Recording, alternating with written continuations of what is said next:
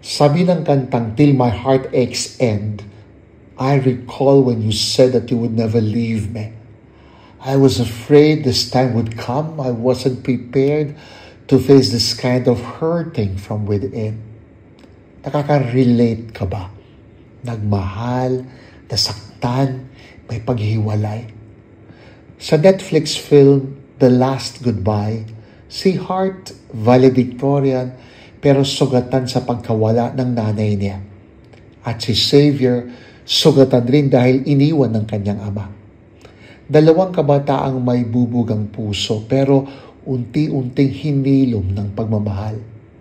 Pero dumating ang conflict. Xavier has to move to Australia. Pero mas mabigat pa, Xavier died. It was a love cut short by tragedy. Love that was real but ended in goodbye. Gaya ng sabi ni Jody Mango, the pain is a testament to how we deeply loved and were loved in return. Tanong, kapag nasaktan ka sa love, do you see it as a failure or patunay lamang na totoo kang nagmahal? Pero may isang love na lampas sa lahat ng pain at goodbye. John 3:16, For God so loved the world that He gave His only Son, so that everyone who believes in Him may not perish, but might have eternal life. At sa pagdiriwang ng Feast of the Exaltation of the Cross,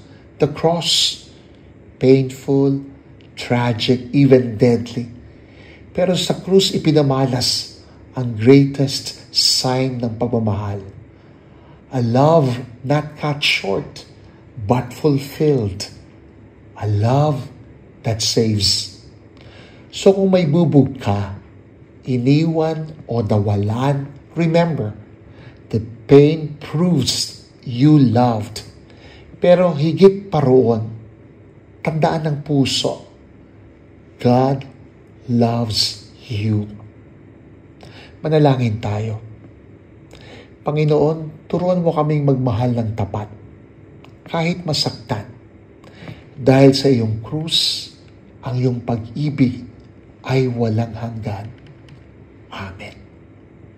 Pakishare ang ating CFJ, check Arnold Johnson Catholic Mission Foundation website at suportahan sila sa pagmamahal sa mga dropouts through ALS. Tandaan, tibayan mo ang iyong loob, pinagdarasal kita.